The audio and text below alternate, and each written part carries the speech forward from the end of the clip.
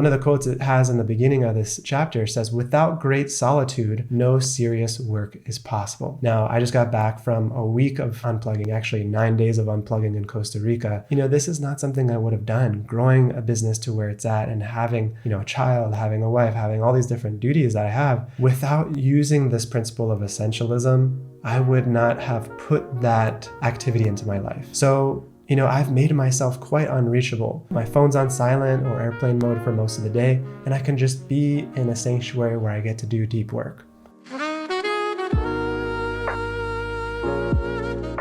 Hey y'all, so in this video, I'm going to be covering some of the favorite principles that I've learned from this book called Essentialism, which is written by Greg McKeown. I'm not sure if that's how you say his name, but the book is all about the disciplined pursuit of less. So how to get exponentially more output from less work, less stress, less headache in your life. Now, if you're someone who's looking to achieve more with your business, in your life, and your mission, then this video is going to be for you. And I can say without a doubt that this book has helped me tremendously in running my own business. Now, before we jump in, if you don't know who I am, my name's Yamuna, and I lived as a monk for about 4 years, living in monasteries around the world, dedicating my life to service. I then started Jivanam Ayurveda and Wellness, which was a holistic education company where we train people in bodywork and holistic health principles. I now run Conscious Business Mastery, which is a high-level partnership for holistic thought leaders, coaches, course creators, retreat leaders to scale their missions to $1 million plus per year and beyond. Now, let's jump into this book. It's definitely in my top 10 business and mindset books of all time. So take that for what it's worth. But I'm going to cover the first 5 main principles that it goes through in this book. And there might be a part 2 to this video as well where I go into more. But why I'm making this specifically and why I think these 5 principles are going to help you is because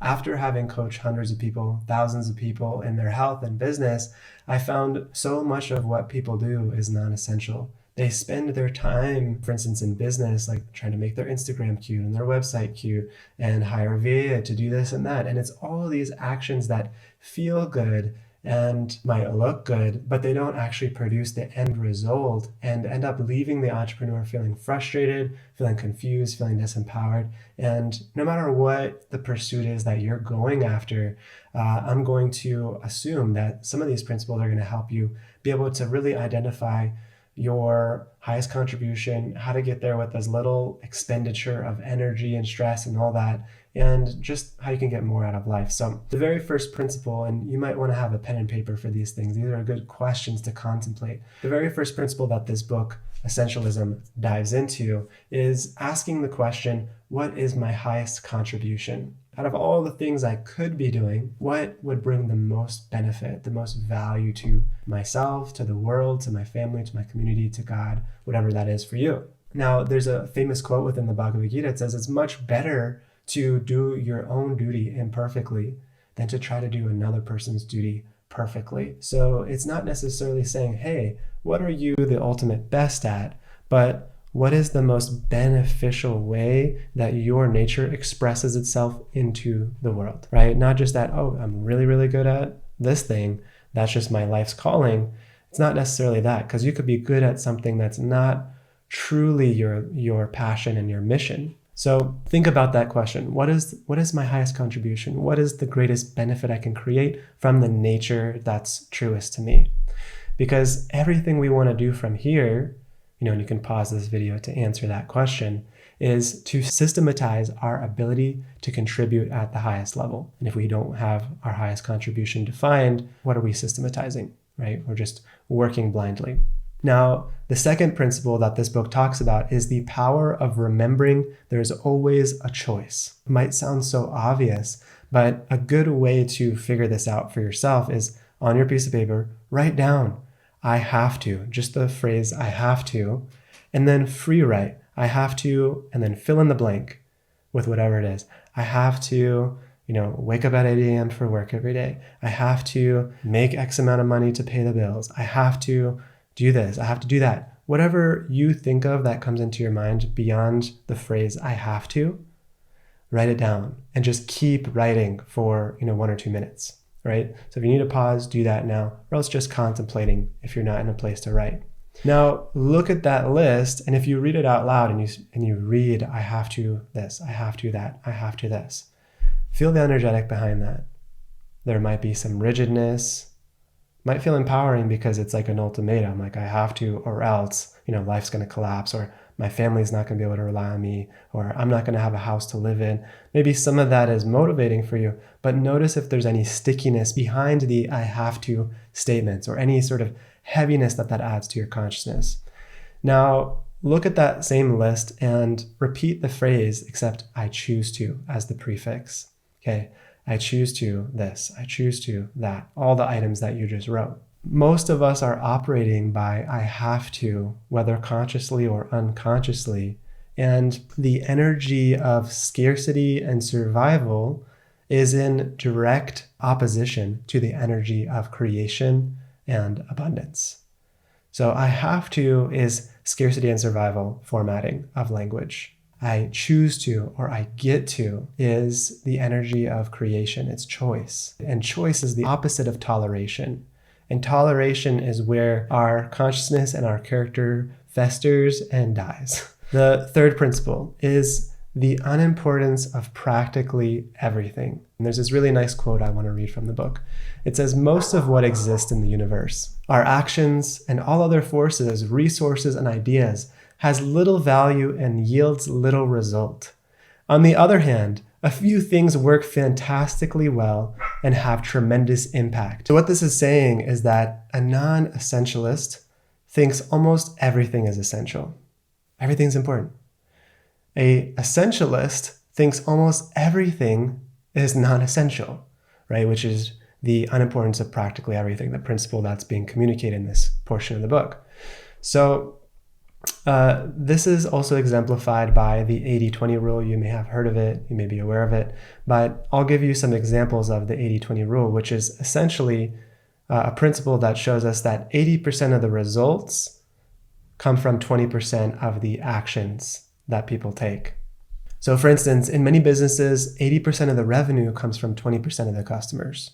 80% of a company's productivity comes from 20% of its employees.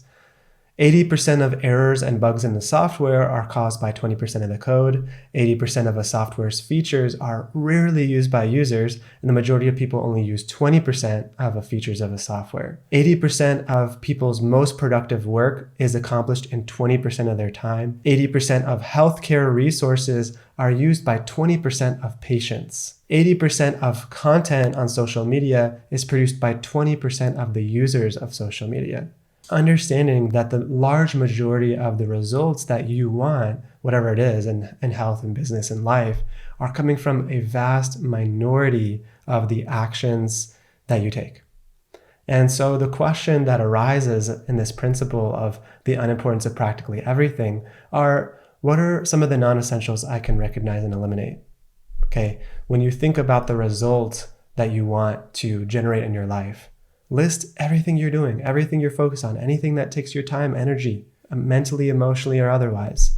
What are the non-essentials? What are the things that are not actually causes of the effect you want to see in your life? And see if you can eliminate them. This is part of becoming an essentialist. So great question here. What's the 20% I can focus on that's going to derive 80% of the results? And how can I reduce the downside? Because I think a lot of people, when they want to succeed, they think about adding, right? Adding in a new routine, adding in a new strategy, adding in a new hack.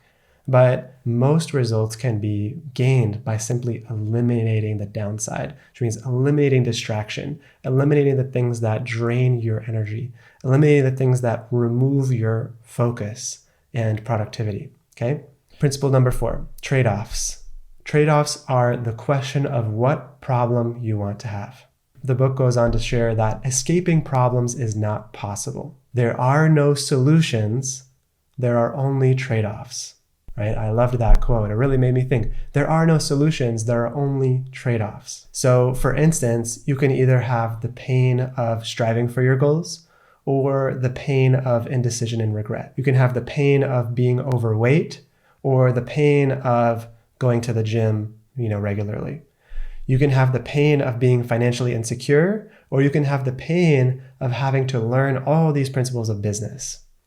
No matter what, you have to solve a problem that's there. There's going to be inevitable flow of problems that come into life, and you get to choose which problems you want to have. In this section, it said that a non-essentialist will think, I can do both, or how can I do it all? Whereas an essentialist thinks, what's the trade-off I want to make? What's the one thing I can go big on? And how I like to think about this, because I know a lot of us, we might not necessarily have that one thing that our life is entirely about, right? We're multifaceted beings, we have different desires or whatever. But how I like to think about this principle is for this season of my life, right? For the next 6 months or for the next year, what is the one main thing I want to go all in on, that I want to put 80% of my efforts towards? Okay, because that's how big gains can be made. I find when I was trying to get a gold medal in every single different area of life, in health and business and relationships and spirituality and learning and my hobbies and music and blah, blah, blah, then I would actually not get a medal in any of them. But when I decided to go all in on one particular thing for an extended period of time, for instance, this coaching business that I have now, I saw exponential returns when I just eliminated some of the other things I was doing or just reduced my focus on them. So think about this. Sometimes you think, oh, well, I'm missing out if I don't do this opportunity or this thing or invest in this thing. It's all a lie. It's all an illusion that is keeping you exactly where you're at. When you think about people who have done things you've never done, who have accomplished absurd results, they live in ways that most people don't live, which is why they're extraordinary, because they don't do things the way most people do things. And the way most people do things is dividing their attention, digging 30 different wells in their life at the same time, and they're never hitting water because the wells remain shallow, versus digging one deep well and actually striking water and actually having this deep sense of nourishment and fulfillment and flow in life because you've hit something substantial. That's principle 4. The last one I'll share is number 5, which is called escape, which the subtitle of this section is called The Perks of Being Unavailable. And one of the quotes it has in the beginning of this chapter says, without great solitude, no serious work is possible. Now, I just got back from a week of unplugging, actually 9 days of unplugging in Costa Rica. I went to waterfalls, I got to sip juices, went to hot springs, got massages, read a bunch of books, journaled, and got to spend time with a really great friend of mine. And, this is not something I would have done, growing a business to where it's at and having, a child, having a wife, having all these different duties that I have. Without using this principle of essentialism, I would not have put that activity into my life. I would not have put that self-retreat into my life because it would just go to the back burner. I was finding that escaping the normal day-to-day had to be something that I planned months in advance and had to forcefully insert into my schedule. So now for this year, my commitment is every 90 days, every quarter, going on a little escape trip where I can unplug from everything. On this trip, I didn't look at Slack, I didn't look at Gmail, I didn't look at my school group, I didn't look at anything. And I just got to unplug. And from that, so many amazing innovations happened within how I want to lead my life, how I want to lead my company, how I want to treat my wife and my family, how I want to treat myself, that there was just not enough breathing room. Not that I was saying I was completely overwhelmed or anything, but there just wasn't that massive amount of spaciousness for these new innovations and things to come to light. So take this for whatever it is. You have to apply the principles of the essentialist as appropriate to you, and you're going to be able to reflect which ones are more important, because you might be on the other end of the spectrum where you're not doing nearly enough work to reach your vision. But some people, they're just doing a ton of work and they're not creating this time to escape, and they're not making themselves purposefully unavailable. They're always reachable by their phone, by email, by text, by social media, by everybody. So, I've made myself quite unreachable. Email, I hardly respond to. Social media, I don't have any social media apps on my phone. None. No Gmail, no Slack, no Instagram, no Facebook, none of it. It's just gone. My team manages all those social media accounts.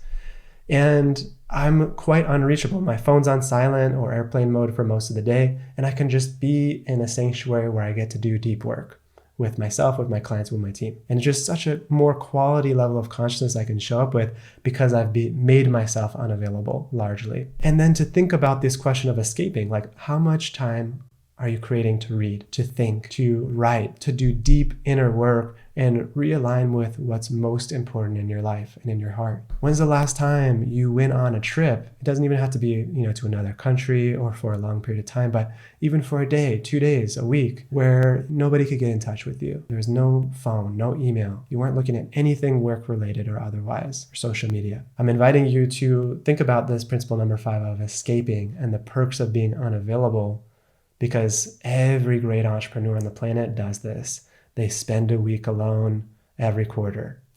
And that's something I'm committing to this year. So I invite you to try it out. I invite you to think about these 5 principles. What is my highest contribution? And starting to systematize our ability to execute that highest level of contribution. 2, the power of remembering there's a choice. 3, the unimportance of practically everything. 4, trade-offs, which is the question of what problem you want. And 5, the escape principle, which is the perks of being unavailable and escaping to your own little personal retreat. So this is what I got for you. I'll probably make another little video on some of the principles from Essentialism. I highly recommend it. And I hope that this video is helpful and you can answer some of these questions and be able to up-level your business and your mission using these. All right, take care.